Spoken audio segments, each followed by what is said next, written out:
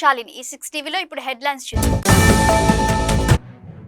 బంగారం ధరల పెరుగుదలకు బ్రేక్ పడింది. ధరలు స్వల్పంగా తగ్గాయి. ఋషికొండ బీచ్ రోడ్డులో ట్రావెల్స్ బస్సు దగ్ధం.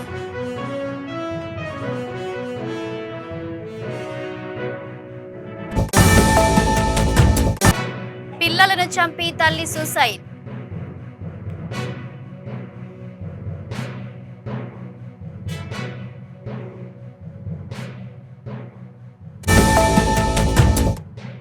యాదాద్రి ఆలయం మూసివేత.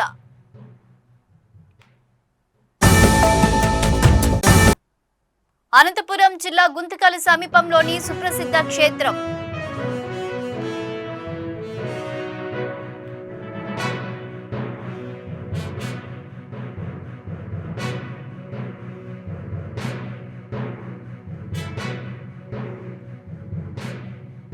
బంగారం ధరల పెరుగుదలకు బ్రేక్ పడింది. ధరలు స్వల్పంగా తగ్గాయి. మంగళవారం ధరలు కాస్త ఊరటనిచ్చాయి. దీంతో కొనుగోలుదారులు ఆనందం వ్యక్తం చేస్తున్నారు. అసలే పెళ్లిల సీజన్ కావడం, ధరలు తగ్గడంతో సంతోషపడుతున్నారు.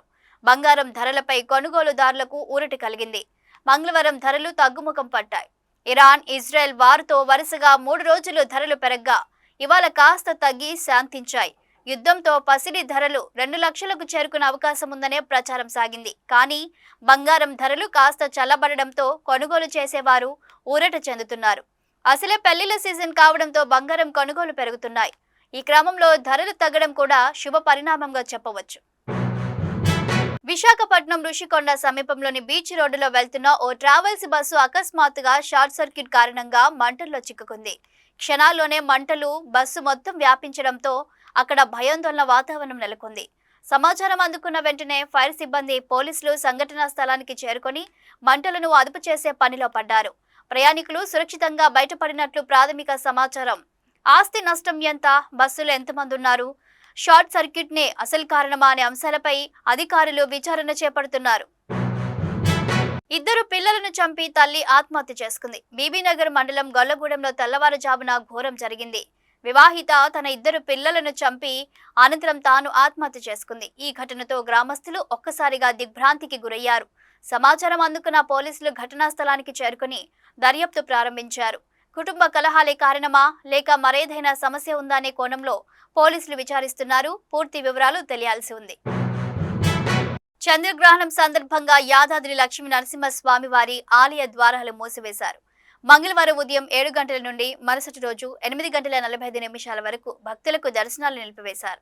మంగళవారం మధ్యాహ్నం 3:30 నుండి సాయంత్రం 6:47 వరకు చంద్రగ్రహణం ఉన్న నేపథ్యంలో మార్చి 4న ఉదయం 3:30 యాదాద్రి ఆలయ ప్రధాన ద్వారాలు తెరుచుకోనున్నాయి. ఆలయ శుద్ధి సంప్రోక్షణ కార్యక్రమం తర్వాత ఉదయం 8:45 నుండి భక్తులకు సర్వదర్శనాల పునరుద్ధరణ ఉంటుంది.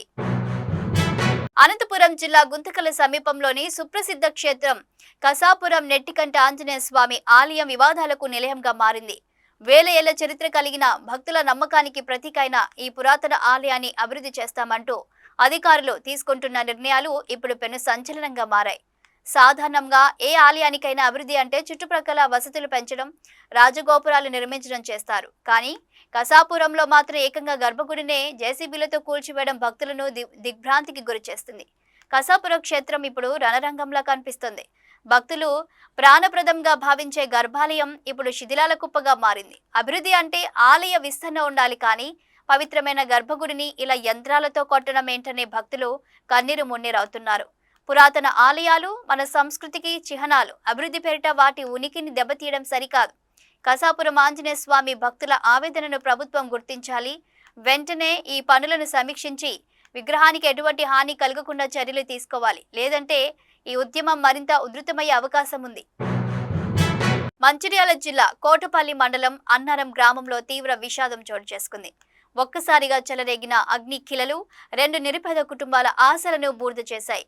కూలీ పనులు చేసుకుంటూ జీవనం సాగిస్తున్న ఆ కుటుంబాలు తలదాచుకోవడానికి నీడ లేకుండా పోయింది. ఈ ప్రమాదంలో ఇల్లు పూర్తిగా కాలిపోవడమే కాకుండా ఇంట్లోని గృహోపకరణాలు, కష్టపడి దాచుకున్న నగదు, వెండి వస్తువులు అగ్నికి ఆహుతయ్యాయి.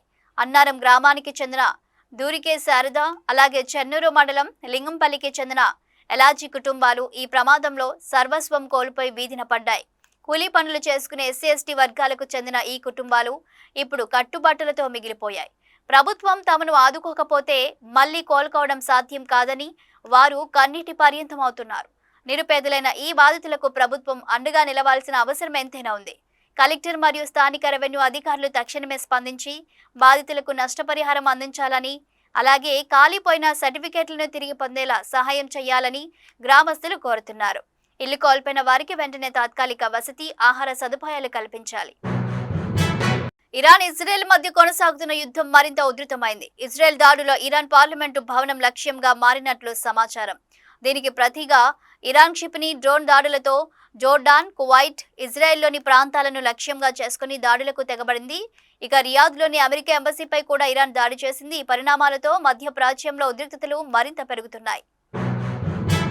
చిత్తూరు జిల్లా ప్రముఖ పుణ్యక్షేత్రం కాణిపాకం స్వయంభూ శ్రీ వరసిద్ధి వినాయక స్వామి దేవస్థానంలో పాక్షిక కేతుగ్రస్త చంద్రగ్రహణం సందర్భంగా శుభకృత్ నామ సంవత్సర పాల్గొన పౌర్ణమి చంద్రగ్రహణం సంభవించనుండగా శాస్త్రోక్త నియమాల ప్రకారం ఆలయ దర్శనాలను ఈ రోజు ఉదయం మంచి రాత్రి వరకు జరిగే ఆర్జిత సేవలు రద్దు చేస్తున్నట్లు ఆలయ అధికారులు తెలిపారు. ఈ రోజు ఉదయం 6:20 నుంచి స్వామివారి సర్వదర్శనం నిలిపివేయనున్నారు.